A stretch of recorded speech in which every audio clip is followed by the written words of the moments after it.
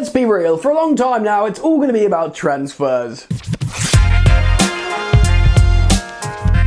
Hello, dear sweet friends. Welcome on back to Football Therapy with me, your host Jan.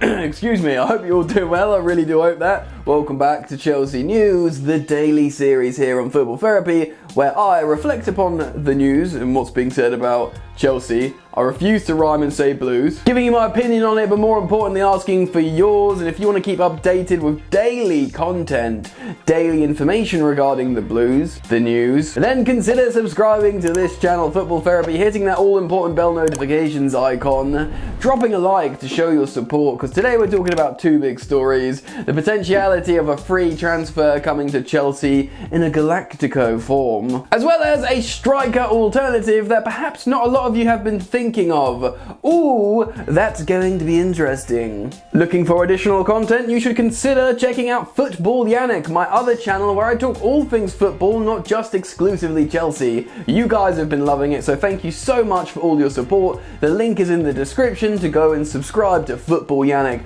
right now. Thank you so much. Alright then, let's get into the first story of today's video and talk about Gianluigi Donnarumma. That's right, the Italian number one has been a recurring theme here on Football Therapy on and off as it has surfaced in the news. The young yet experienced shot stopper has come up again because of course his contract is up with AC Milan and they've just signed French goalkeeper Mike Maignan. This is huge because it really does imply that Donnarumma's gone out the door and he's going to be a free transfer, and he's a goalkeeper Chelsea have been looking at before and maybe even after Edouard Mendy. I'm going to cite an article from the Express, tell you the information, then give you my thoughts on the topic. Let's crack into it. Chelsea have been handed a major boost in the race to sign Gianluigi Donnarumma on a free transfer. The Italian keeper is out of contract with AC Milan at the end of June and looks set for a move away from the Serie A club. Donnarumma has been Milan's number one goalkeeper since 2016, developing into one of the best shot stoppers in world football. He has established himself in the Italy national team, taking over from Gianluigi Buffon in Mancini's side. But despite helping the Rossoneri to a second place finish in Serie A this season, it is becoming increasingly likely that Donnarumma will depart at the expiration of his current deal. Milan made a last-ditch attempt to convince him to stay at the San Siro, reportedly offering him wages of 8 million euros a year. So yeah, it's interesting, I've spoken about this before. Donnarumma's agent is of course Mino Raiola, money-hungry, big fat goblin. We know him well. And AC Milan just do not have the finances to offer him a package that he wants.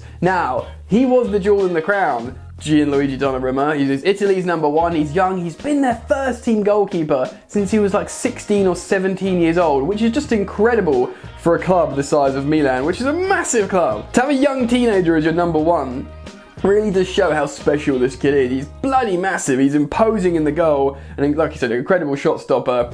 And because he's been around for so long, yet he's so young, his like brand and his profile's worth so much money to a club. So you're not just getting a wicked goalkeeper, you're getting this sort of financial branding asset as well, which you guys might find boring, but it's a part of football business. So big global brands such as Chelsea Football Club will look at him. They'll look at Eddie Mendy, who's I love and I adore, and he's got a wonderful story. But from a business perspective, the club will look at Donnarumma in terms of what he'll offer as a business asset, as a brand in his profile. Compare that to Mendy, who's just this guy who came out of nowhere later in his career with an amazing triumphant story. But it doesn't really, it's not the same. It's not going to get the same FIFA coins as Donnarumma. Sad but true. Let's read on. But those terms did not meet the demands of agent Mino Raiola, there he is, who is believed to want 10 million euros a year for his client, as well as commission around 20 million euros. Yeah, there you go, 20 million for Mino. Ridiculous. How do you how do you hire an agent when he's like, what's he doing? What's he doing that you can't, or that another agent can't do, apart from asking the club you're going to for 20 million? I could do that. Let's read on. With the deal looking less likely, Milan have now acted to secure the long-term quality option in that position. Transfer insider Fabrizio Romano reports that Milan are on the verge of completing a £13 million move for the Lille keeper Mike Maignan. Maignan kept 23 clean sheets this season, the most of any goalkeeper playing in the top 5 European leagues. Yeah, Mike Mignon is a wicked goalkeeper. Chelsea were being linked to him loads before Edouard Mendy, and you probably can look back on Football Therapy, he'd be in thumbnails. I've spoken about him for a while. I was like, I really wanted him because he should be France's #1 over Hugo Lloris now. There's still question marks over him going to a big club and a new league and stuff, but in terms of a shot stopper and being an excellent goalkeeper in Europe, Mike Mignon's wicked. So for that little as well, that is hardly anything to sign a good goalkeeper for Milan. So that's great business by them. Obviously, if Chelsea bought him, you could have imagined it would have been an extra 15 million just because of, if it goes to a big Premier League club, you always pay more, don't you? Anyway, let's finish off the article before I give you my comment. While Edouard Mendy is mostly impressed in his debut season at Stamford Bridge, there still remains question marks over whether he is the long-term solution to the problem position. In fact, Thomas Tuchel has taken to alternating between Mendy and Kepa Arrizabalaga, with the latter starting the FA Cup final. Despite having 2 solid options though, it would be no surprise the Blues attempt to bring Donnarumma to the Premier League. It's rare such a high-quality player becomes available as a free agent, with Chelsea's long-term interest putting them in pole position among Donnarumma's potential English suitors. Now this is interesting because they want like a Petr Cech figure to just be in goal forever. Long-term continuity. You know, a few defenders might change around him, but there's that chemistry and they build around that. They wanted that to be Thibaut Courtois, but of course Courtois refused to train and sort of stitched Chelsea up a little bit and pushed his way out to Real Madrid. We won't go over that story again. They thought, right, that was bad, but this could be Kepa Arrizabalaga. They bought Kepa, 24 years old? And they were like, right, Kepa for 10 years. You know, we've broken our transfer record on him. He's a really good shot stopper. We've been scouting him. We're going to have Kepa for a decade. Doesn't look like it's going to work out. Tuchel is sort of dipping in and out of Kepa and Mendy. Mendy's done really well. I personally really like him because he was like unemployed 4 years ago. He's 29 years old and yet now he's playing in a Champions League final. So it's a Hollywood feel-good, heartfelt story of Edouard Mendy. And the club sees he's done a pretty darn decent job. But they think, this is still not the solution, really. And if we can have a goalkeeper to just stay there for years and years and years, Gianluigi Donnarumma is on a free, and he's young, and he's brilliant, and he's high profile. All those things put together, do you know what I mean? So although I'd love Mendy to stay, and I've got no problem with him going, I understand the theory and the concept for going for Donnarumma.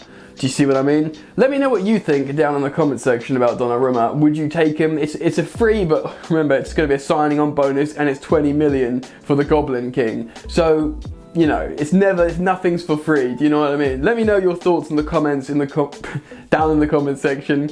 And I want to talk about, not story, but my opinion and thoughts on a striker in this next section.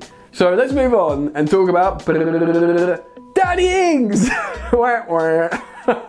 Look guys, before you click off, hear me out, just listen to the section. I know we all want like sexy signings like Haaland or Lewandowski or Mbappe or Harry Kane. Of course we do, they're exciting like super players with big profiles. But Chelsea's problem is converting chances in the Premier League. Just a top goal scorer is 7 goals, Jorginho. It's the first time in Premier League history we've scored less than 10, and it's 7. And they're all penalties from a midfielder. So there's a big problem, and we do create chances. We're like one of the top teams in the Premier League for creating high quality chances. We just don't have someone that's converting them. Of course, the premier solution to that problem is Harry Kane, because all he does is be clinical and lethal in the Premier League and offer less chances than what Chelsea have. But similarly, Danny Ings. I tweeted this out yesterday because I wanted to be like, look guys, Danny Ings is 28 years old. In the last 2 seasons, he scored 35 Premier League goals. That is Diego Costa numbers for Chelsea over a couple of years. Playing for a side that create much less chances than Chelsea Football Club. And on top of that, he's got 12 months left on his deal from Southampton because I think he wants a big move again to try again. Now, I'm not saying he's going to be the long-term solution in Chelsea's super #1, but if you can't buy Harry Kane, and if, you know, Dortmund aren't going to sell Haaland, put Danny Ings on a 2 or 3 year deal, not mega money, and he'll just score goals. Yes, he's got injury problems, but I think in this Chelsea side, Danny Ings will score, if he could score 22 goals for Southampton last season in the Premier League, 22 goals!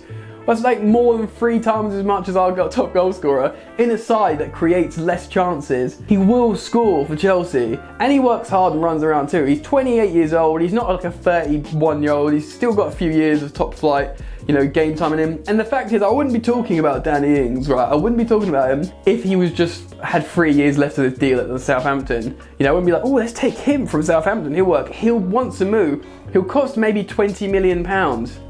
Less, maybe 15-20 million pounds, I think, probably. And then you got a striker that's used to scoring like 20 goals in the Premier League plus, and he'll come to a side and he'll back himself to score more. He can alternate with someone like Kai Havertz up front as a number 9, and it's a really affordable option. Suddenly, Chelsea can buy another super world-class midfielder, another super world-class centre-back, and they don't have to spend 150 on Kane that probably won't come to Chelsea anyway. It's just an option. Now, I know a lot of you, before you write this in the comments, watch the end of the video, you'll be saying, look guys, and quite rightly, I said this to Nini on Twitter, and he quite rightly said this back, well look, we've got Tammy Abraham. Tammy Abraham is probably capable of getting to like 20 Premier League goals. You know, he got 15 Premier League goals last season. He could probably get more. He's young, and it feels like a sideways move just to let one of your youngsters go to another club. Yes, I understand that. For some reason or another, Thomas Tuchel doesn't rate Tammy Abraham. So I understand that theory,